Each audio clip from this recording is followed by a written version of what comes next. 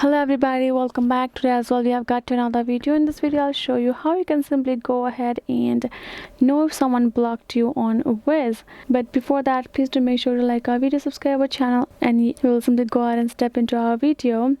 So for that matter, what you're going to do first of all is accessing your Wizz app would do. Go ahead, tap on it, and once you have done so, you can find this first of all chat section that will open up with your friends and the request section given. So for you to know if somebody has blocked you, apparently you will not get notified regarding this for the privacy concerns, which will work out for you as well. If you have blocked somebody here in this Wizz app, that friend of yours or the person will not get notified. That is a good thing if you do not want the person to know, which would go for same for the one that you have blocked you as well.